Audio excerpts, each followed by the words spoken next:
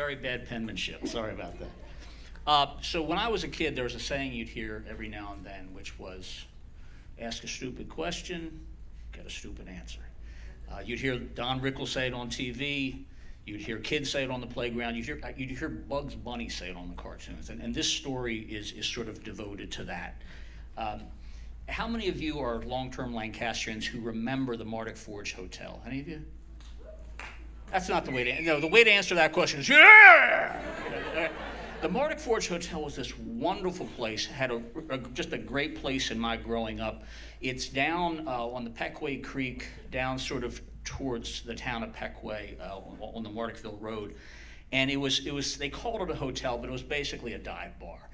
And it was wonderful. On any given night, you'd have bikers dancing with wayward Amishmen, dancing with bridal parties from the Lancaster Country Club who were there on a dare, all together on the dance floor, and this dance floor was sagging, bouncing up and down, and there's a stream underneath. So you just wait for this thing to crash open and the whole shebang to go underwater.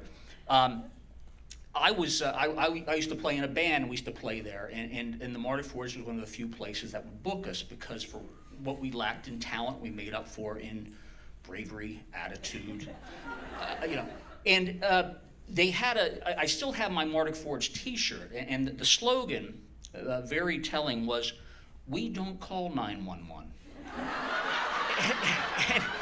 And ladies and gentlemen, it's true. It's true. I'm not kidding you. I saw this happen. I saw guys pull guns, and they had this wonderful barmaid. The daughter of the owner was named Pammy, and she was about this tall.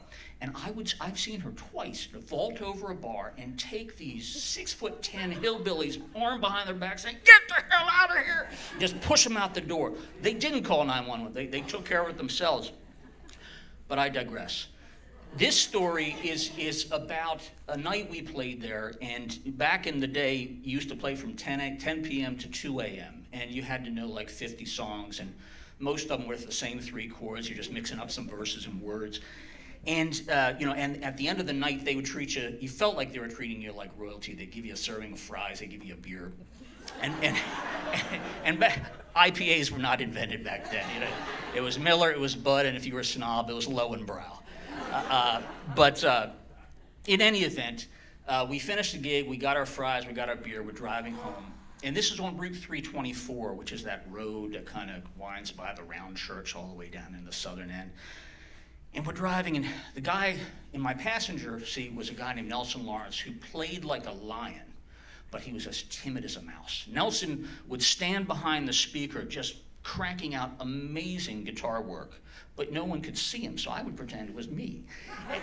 But I digress again. In any event, we're driving up 324 back into town. Nelson's here, I'm driving, and we're only a half mile up the road from the Martic Forge, and it's about 3 a.m. in the morning, ladies and gentlemen.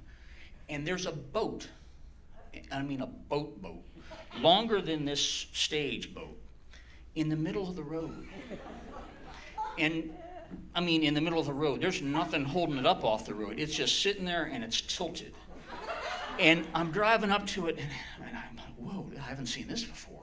And as we approach, I noticed that the said owner of said boat is leaning against the outboard motor, just looking straight ahead as if there's nothing wrong. As we're approaching, he doesn't look at our car. I had a little VW Beetle, he's just kind of looking straight ahead. And I pulled up, and here comes the stupid question. I pulled up, and I said, "I'm going to stop." And Nelson goes, "All right." We stop, slowly roll down the window, and I say,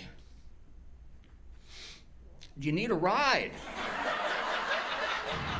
And the owner, glassy-eyed in his glorious drunkenness, locked eyes with me, saw into my soul and said, the accent is key, because I remember this accent from 30 years ago. He said, "No, I need a fucking trailer."